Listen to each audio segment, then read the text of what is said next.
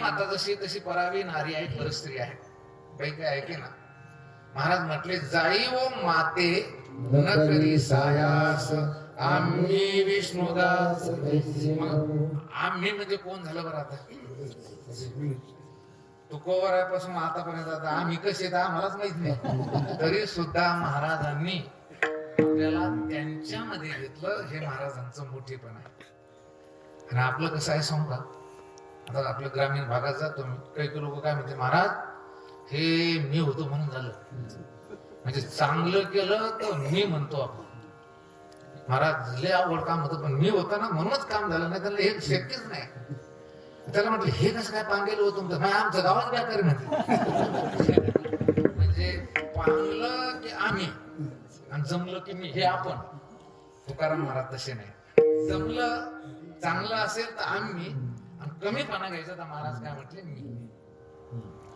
एक जेट पिटर होता खिसे कापू आणि खिसे कापू सहज असा चालला एकदा दुपारची वेळ आहे आणि चालल्यानंतर एक वारकरी कसं काय काम करून कुठून चाललं तर त्याला वाटलं चला याच्या बरोबर. त्याला काय माहित नाही खिसे कापू याचे फोटो सगळे स्टेशनला लागलेले होते चोरापासून सावध राहा. काय झालं की पाठीमागून एक मोटरसायकल स्वार आला आणि त्याला तिथे आल्यानंतर कॉल आला आणि त्याच्या पॅन्टच्या खिशात मोबाईल होता. त्यानं ते असं मोबाईल काढता खिशात पैशाचं पॉकेट होतं ते खाली पडलं आणि ते त्या खिसे कापूच्या पायाजवळच पडलं मोटरसायकल चालता. त्याला काही ते आठवलं नाही की बाबा आपलं पॉकेट पडलं. ते त्या बोलण्याच्या याच्यात मोबाईल घेण्याच्या कॉल घेण्याच्या गडबडीमध्ये एका हातानं हळूहळू गाडी चालली एका हातानं असं बोलतोय. खिसे कापू काय म्हणतो माहितीये का याला म्हणतात नशीब. बस स्टँडला जायचं काम नाही रेल्वे स्टेशनवर जायचं काम नाही. आपण पॉकेट आला नाही असं देव देतो म्हणे. देव द्यायला लागेल ना असं देतो म्हणे. आणि ते चाललं बोलत बोलत यानं उचललं तर पाहिलं तर त्याच्यात 500 40 नोटा 20,000 रुपये. आता वारकऱ्याच्या तोंडाला पाणी सुटलं नाही. पाकिट तुझं नाही म्हणे माझं नाही. त्या माणसाचं ते लांब गेलं म्हणे 1-अर्धा किलोमीटर आता.